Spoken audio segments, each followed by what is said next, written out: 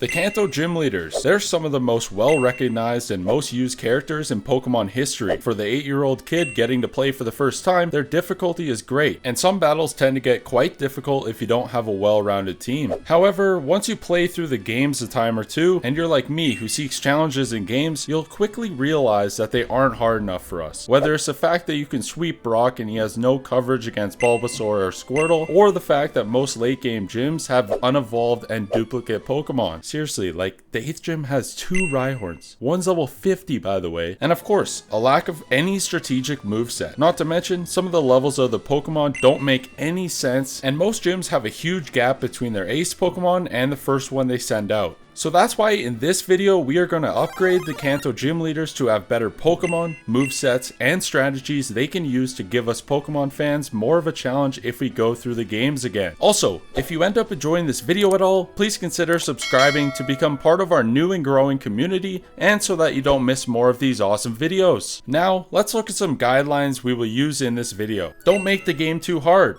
I don't want to create an unbeatable ROM hack with 6 Pokemon in the first gym. It has to be reasonable for a fun playthrough experience. I can't change the gym leaders' vibe too much, or their style to the point where they have an entirely new team. The Kanto Gym Leaders in this video are based on the Fire Red/Leaf Green games. That being said, I must only give them Pokemon from the Kanto region's original 151, and moves can be up to Gen 3. I'm not allowed to change any of the held items on the Pokemon, and abilities won't be talked about too much. Egg moves and TMs are okay, as long as they aren't too OP for the given stage of the game. Alright, let's get into this. Brock. The first Pokemon gym battle we have to face in Kanto, and one of the most memorable. His specialty are rock types, and he starts the game off with 2 Pokemon for us to face. A Geodude and an Onix. The level 12 Geodude knows the moves Tackle and Defense Curl. Wow, what a great moveset. To be fair, it can't learn much at this point in the game, so it makes some sense, but it could still learn Rock Throw at least. Second, the level 14 Onix is more of a threat, but can still be 2 or 3 shot with super effective moves. Bulbasaur and Squirtle can both take the Onix out with no issue, whereas Charmander has more troubles if you don't catch a Mankey or Nidoran. So let's upgrade him. I'm gonna give Brock more type coverage, as well as one more Pokemon to make this fight more of a prolonged battle, where the player will be forced to catch a couple of other team members to have a chance to win. First, we're getting Geodude off the team. Sorry buddy. It will be replaced with a level 12 Rhyhorn. This is a great starting Pokemon to fight since it is much stronger than Geodude stat-wise while maintaining the Rock Ground typing. It will have the moves Rock Tomb, Sandstorm, Stomp, and Tail Whip. The idea with Rhyhorn is to set up a Sandstorm, which will increase the team's special defense stat, then try to weaken either the opponent's speed with Rock Tomb or their defense with Tail Whip. A strong 65 damage attack being Stomp can also flinch the opponent, making it a more annoying Pokemon to take out. Next, we are going to send in the fossil Pokemon, a level 12 Omanyte. This is a nice change up from the rock and ground types that are commonly seen in Kanto, and allows for more coverage moves to be used. Omanyte can counter Squirtle, but unfortunately there aren't many rock types in Gen 1 to counter Bulbasaur other than Aerodactyl, and I thought that would be too much for this stage of the game. It will have Aurora Beam, Bubble Beam, Rock Slide, and Bite. These moves give Omanyte an offensive capability, as Aurora Beam can attack Bulbasaur if the player has it. Finally, Brock will send out his ace, a level 14 Onix as per the usual games. I didn't really want to change his main Pokemon since it's so nostalgic going up against. At this point, the challenger is going to be worn down quite a bit from the first 2 Pokemon,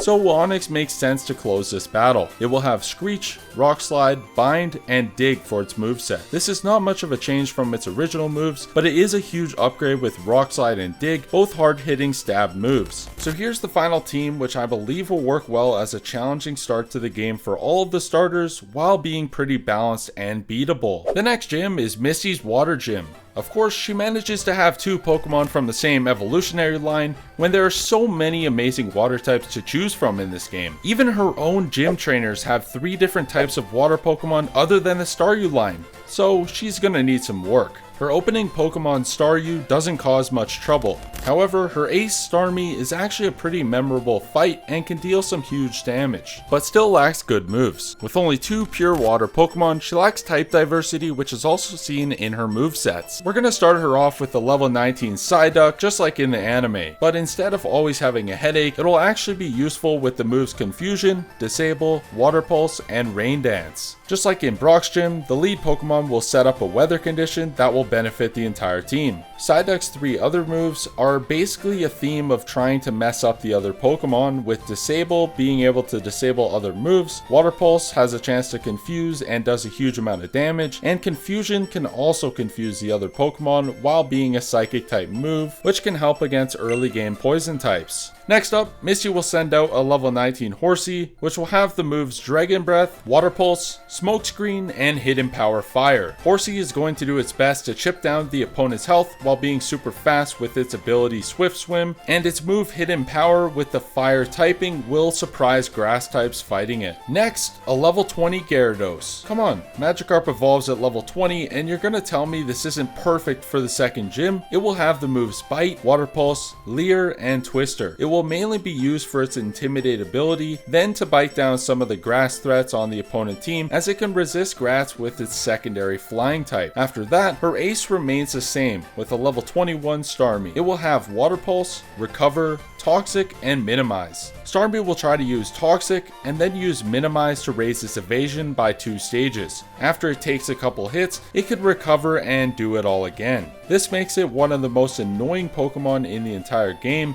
and will be a great test for more experienced players. Overall, Misty's new team adds some strategy into an early gym, while still giving the player a chance to explore different Pokemon in the area and try to win the battle. On to Lieutenant Surge, the Electric-type master. On his current team, he has a Voltorb, Pikachu, and Raichu. Although his team isn't too bad, he could use some more variation and some sort of counter to the Doug trio that is easily caught at the Diglett's cave across the street. Come on, that's just too easy, and we need to make this gym a true challenge for any Pokemon trainer. Instead of 3 Pokemon, I'm giving Surge 4, just like Misty had. To lead, I'm keeping his level 21 Voltorb, but his new moves will be Shockwave, Double Team, Hidden Power Water, and Screech. The idea here is to test out the opponent a bit by double teaming and using Screech to try and lower the opponent's defense. After that, a few Hidden Power Water attacks can do some serious damage. After Voltorb, Surge will send out a level 22 Magnemite with Sturdy to tank a hit and have the moves Reflect, Metal Sound, Shockwave, and Thunder Wave. The idea here is that Magnemite can use Reflect to at least raise the team's defense, countering moves like Dig and Earthquake, then try to use Metal Sound on the opponent to lower his special defense. After that, it can chip away with Shockwave to try and deal some major damage. Once the 2 setup Pokemon do their jobs and ease the trainer into the battle, a level 23 Jolteon will come out next. It will know Hidden Power Water, Shockwave, Dig, and Sand Attack. The idea here is that now that the player's defenses are down and Jolteon can outspeed most Pokemon, Surge can use Jolteon's offensive ability to take out the ground type once and for all,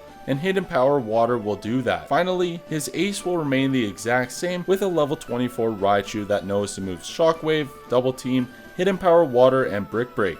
This Raichu serves a similar purpose as Jolteon in that it's a fast sweeper who can deal some huge damage while double teaming to raise evasion. When looking at his new and improved team, you can see he has a nice balance of defense mixed with a huge offense at the end. This makes for an entertaining battle that might take a couple tries and new Pokemon to be caught in order to beat. We then reach Gym 4, who is Erika, the grass type specialist. She leads with a Victory Bell that knows Stun Spore and Poison Powder to try and weaken your Pokemon, and isn't a bad start due to the ability to cause those status effects. Next up is a Tangela, who has a very useless moveset, and then finally Vileplume with basically the same moveset as Victory Bell. The main issues with this team lie in its counters to fire and flying types. Other than a weak acid move with only 40 power, the only other damage is not very effective or through poison damage. Erika basically just stands there as a Charmeleon or Pidgeotto annihilates her entire team without a scratch on them. So this clearly needs some work, and we have some amazing choices for this team that can bring in some variation in order to counter these troubles. The first Pokemon she will send out in her revised team will be a level 29 Parasect, who will add some value to Erika's team as a bug and grass type. It will know Light Screen, Bullet Seed, Sunny Day, and Counter. The idea here is to set up a Sunny Day so that Solar Beam will hit on the first turn. This will be useful later on, and you guys will see exactly how. It will then try to set up a Light Screen so that special moves do a bit less damage for the rest of the team. Next, it can chip away at the enemy with Counter and Bullet Seed,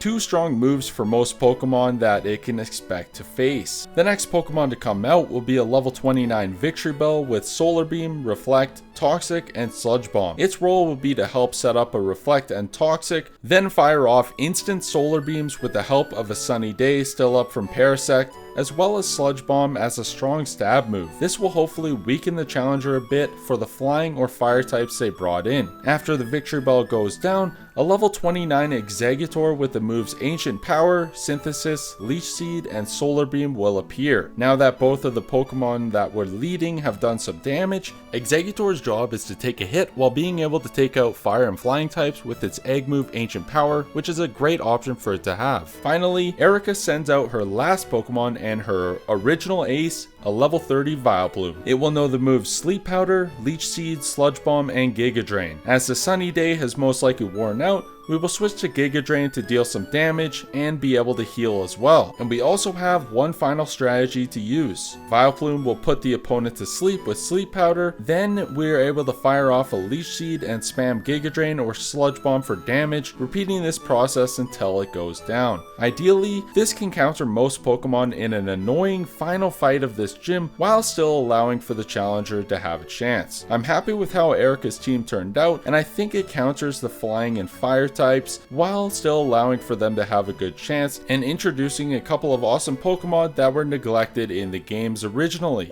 Now the player enters Fuchsia City ready to take on the 5th battle in the Poison Gym and are greeted with the gym trainers throughout the invisible maze. You would think most of the Pokemon in here come from the variety of amazing poison types in this generation, and you'd be wrong since 11 out of the 14 Pokemon aren't even poison types. I know this video isn't about the gym trainers, but come on. Anyways, let's look at Koga's 2 evolution line team and his brutal strategy, which is self-destruct 2 Coughings before sending out some actually decent Pokemon with bland movesets. You're telling me a level 43 Pokemon can't have a better move than Tackle for some sort of other move than Poison or Normal? Finally, Koga has a Muk who's the best Pokemon by far on this team, with Acid Armor to raise defense and minimize for evasion, forming a Toxic Stall setup. For the upgrade, I don't want to just use Vileplume or Victory Ball, as the player already saw them in the last gym. In Koga's new gym, he will have 4 Pokemon. He leads with a level 40 Muk that knows Minimize, Toxic, Acid Armor, and Flamethrower. I thought that the original Muk had the right idea, and sending out this Toxic stalling wall first would really annoy the challenger, who won't be able to hit Muk due to the minimized raising evasion by 2 stages. Plus, the Acid Armor raises defense by 2 stages, and from there Muk can sit back, relax, and fire off flamethrowers at its opponent as a fun surprise move. Next up, Koga will scrap that pathetic tackling Weezing for a level 40 Crobat that will serve as a speedy offensive threat with the moves Steel Wing, Fly, Sludge Bomb, and Shadow Ball. These moves create some great coverage and hope to take out the opponent's Pokemon with this insane speed stat. After that, Koga will have a level 41 Nidoking with the moves Sludge Bomb, Earthquake, Brick Break, and Blizzard. I can't believe Nidoking wasn't on his original team since it's such a great poison type. Amazing stats, a powerful move pool, and more. This is a great addition to the poison type gym. If Stab, Earthquake, and Sludge Bomb aren't enough, this Nidoking will have Brick Break and Blizzard for those rock, ground, and normal types. Finally, I wanted to give Koga a new ace that would align with his ninja style while making use of an incredibly strong Pokemon in this game. It's going to be a level 43 Gengar with the moves Psychic, Sludge Bomb, Thunderbolt, and Shadow Ball. This beast is one of Gen 1's best Pokemon and fits Koga's style perfectly. I also feel like Gengar could have been used in one of these gyms because it's just such an awesome Pokemon. Now, this battle is the toughest yet, when before it was a walk in the park. Increasingly difficult move pools can counter the opponent in a way that the original games failed to do, and let me tell you, we've got 3 more great ideas for gym leaders coming up, so stick around for them. In Saffron City, city, there's a daunting battle waiting for most players in the gym, where the leader Sabrina is known for having a deadly force not to be reckoned with. In the original Gen 1 games, psychic types were known to be the best typing due to the lack of moves that could counter them. Sabrina's original team of 4 Pokemon, being Kadabra, Mr. Mime, Venomoth, and Alakazam, were a very difficult task with their decent movesets. All 3 psychic types had Calm Mind as a setup move with a strong psychic attack, and the Mr. Mime even had an insane baton pass setup where it could set up the Alakazam even further. One issue is definitely their levels and how close they are to Koga's team. I know that the player has a bit of choice as to which gym they want to take on between these two. The average player has no idea where to go first, and then when you fight one of them, you become over leveled. Although I love this team already for the most part, I can improve these by adding some variety and other Pokemon to really eliminate some weaknesses on her team, as well as bumping up the levels a bit to make this a tougher challenge. I'll give Sabrina 5 Pokemon since we're getting to the last 3 gyms, and the player will have a well-rounded team of 6 by this point. That is, if they want to beat this gym. She will lead with a level 42 Hypno with the moves Light Screen, Reflect, Psychic, and Fire Punch. Hypno's role is to set up Reflect and Light Screen for the rest of the team while being able to deal some solid damage. Psychic is a great stab move, and Fire Punch is great for coverage, which is actually a special move in this game, so it works well with Hypno's decent special attack stat. Next, Sabrina will send out a level 42 Jinx with the moves Calm Mind, Ice Beam, Psychic, and Lovely Kiss. The idea here is that Jinx creates a huge threat by using Lovely Kiss, putting the opponent to sleep after tanking a hit with the Reflect and Light Screen already set up. Next, it will use Calm Mind a couple of times to set up its special defense and special attack before using Ice Beam and Psychic to deal huge damage. This is a massive offensive threat and a great test for the challenger early on. Next up will be a level 42 Slowbro with the moves Surf, Psychic, Calm Mind, and Safeguard. Slowbro's goal is to set up a Safeguard and a couple of Calm Minds, and then try to be another offensive threat while being able to tank some hits. The 4th Pokemon will be a level 42 Mr. Mime, who will take after the original Mr. Mime quite a lot in that it will have a similar strategy. It will have Barrier, Calm Mind, Baton Pass, and Psychic. Mr. Mime's entire objective is to set up its own defense with Barrier, then special defense and special attack with Calm Mind, then finally Baton Pass into the last Pokemon, which I'm sure you've guessed by now. Of course, her ace is still Alakazam, who will be a level 44 and have Psychic, Calm Mind, Thunder Punch, and Recover. This Pokemon will be the biggest threat of the battle, potentially being set up well by the Mr. Mime, and also knowing Calm Mind for even more setup if required. Recover is also on its moveset in case it gets low, and both Psychic and Thunder Punch can take out almost any Pokemon. Sabrina's team is looking a whole lot more deadly, making use of more Psychic types in Generation 1 that hadn't gotten enough love. This team is the biggest threat yet, but it doesn't end here as we've still got 2 more gym leaders to look at. On Cinnabar Island, the player finds a key in the Pokemon Mansion to be able to enter the 7th gym, and I really appreciated this side quest when playing through the game. The player has to challenge the Fire-type Master, Blaine, who originally has 4 Pokemon. And of course, once again, they are from 2 evolution lines with an unevolved Pokemon at level 42, a Growlithe, a Ponyta, and their evolutions Rapidash and Arcanine. Can someone explain why there's a 7-level difference between the weakest and strongest Pokemon on this team? 2 gyms ago, there was a level 43. How does that make sense to have a level 40? There are some great fire types in this generation, so let's dive into how I can improve this team and the levels of his Pokemon. I'm going to give Blaine 5 Pokemon instead of 4, once again like Sabrina's team. He will lead with a level 44 Magmar, with the moves Sunny Day, Flamethrower, Thunder Punch, and Cross Chop. The idea here is to lead with Sunny Day to power up fire type moves and weaken water moves, then use a diverse moveset with Thunder Punch for water types, and of course Cross Chop for rock types. Next, a level 45 Ninetales will come out with the moves Overheat, Will-O-Wisp, Sunny Day, and Iron Tail. Its job is to burn the opponent, then set up Sunny Day if the one from Magmar faded. It can use Overheat to deal some huge damage and have Iron Tail as a coverage move for those rock types. For Blaine's 3rd Pokemon, he will have a level 45 Rapidash with the moves Bounce, Double Edge, Solar Beam, and Flamethrower. Solar Beam can be used instantly due to the Sunny Day from Ninetales, and can counter all the weaknesses fire types have. With great speed and attack, this Rapidash will be a serious threat to the opponent with a nice variety on its moveset. For his 4th Pokemon, Blaine will send out a level 45 Flareon with the moves Flamethrower, Double Team, Dig, and Shadow Ball.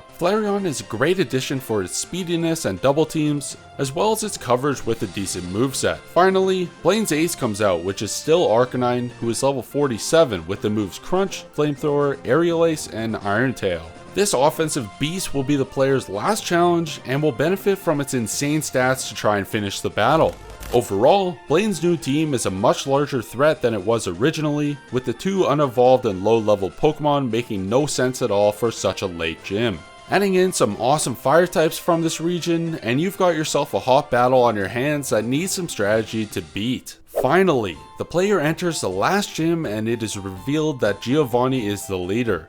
This moment may be one of the best plot twists in Pokemon history and makes it so cool getting to battle his team. Unfortunately, his Pokemon once again lack diversity with not 1 but 2 unevolved Rhyhorns. One is even his ace at level 50. What type of bullshit is that? There's a reason I gave Rhyhorn to Brock in the first gym, and that's because it's a first stage Pokemon. Other than this, Giovanni's team is solid, with both Nidoking and Nidoqueen being so strong in this game, as well as Dugtrio as a speedy threat. And of course, his levels need some bumping up, as having a level 42 and 44 makes no sense for the last gym. Let's upgrade his team so that this final fight is one worth remembering. He will now have a full team of 6, leading with a level 47 Sandslash that has the moves Sandstorm, Earthquake, Swords Dance, and Aerial Ace. This offensive lead will set the tone for the battle by setting up a Sandstorm for the rest of the team and Swords Dance for a huge attack boost. Earthquake is a great stab move that you're gonna see on most of his team, and Aerial Ace can deal some damage to potential grass threats coming from the challenger. Overall, Sandslash is a great lead to have in this battle. Next will be a level 47 Dugtrio with the moves Earthquake, Rock Slide, Sludge Bomb, and Tri Attack. This will be an offensive threat to the player and will have the move coverage to counter most Pokemon while being able to outspeed. Now that the first 2 Pokemon have eased the challenger into the battle, it's time to step it up. The 3rd Pokemon will be a level 48 Nidoqueen with the moves Superpower, Crunch, Earthquake, and Sludge Bomb. I decided not to use Nidoking here as we've already used it in Koga's gym, and Nidoqueen serves a similar enough purpose that it makes sense to diversify a bit. Nidoqueen is a hard-hitting Pokemon that will be a huge threat in this battle with its physical attack specialization here, and can take on a variety of Pokemon with this diverse moveset. For his 4th Pokemon, I chose a level 48 Marowak with the moves Bone Meringue, Brick Break, Aerial Ace, and Sandstorm. Ideally, Marowak will come in on a weakened Pokemon thanks to Nidoqueen, where it can set up another Sandstorm and try to deal some good damage with its strong moveset. The next Pokemon will be a level 48 Golem with the moves Rock Slide, Earthquake, Explosion, and Seismic Toss. Golem's role will be to deal a bunch of damage once again, with the option to use Explosion when it gets weakened. This could throw the opponent off guard and take out one of their Pokemon unexpectedly. The final Pokemon, Giovanni's newly evolved Ace. I still can't believe he had 2 Rhyhorns who were over level 42 on his team and were still unevolved. A level 50 Rhydon with the moves Rock Slide, Earthquake, Swords Dance, and Brick Break. This heavy hitter will set up with a Swords Dance and attempt to obliterate whatever Pokemon are left on the opponent's team. As Giovanni's original ace was a Rhyhorn, I didn't want to change it as it makes sense for him to have. Its strong stats and high level will serve as a perfect final challenge for the player to face. Now, looking at Giovanni's full team compared to the last, you can see he was needing this upgrade. Just imagine going up against this final gym and seeing 6 strong Pokemon ready to face you. This battle would require some serious strategy and make for a great time, as I'm sure you guys would agree if this was a reality. Make sure to tell me how you would change any of the teams I've made in the comment section. And if you haven't subscribed, come on, you'd want to see more of this, and it would also make my day. If you need another video to watch, click on this one. Have a great day, guys. See ya.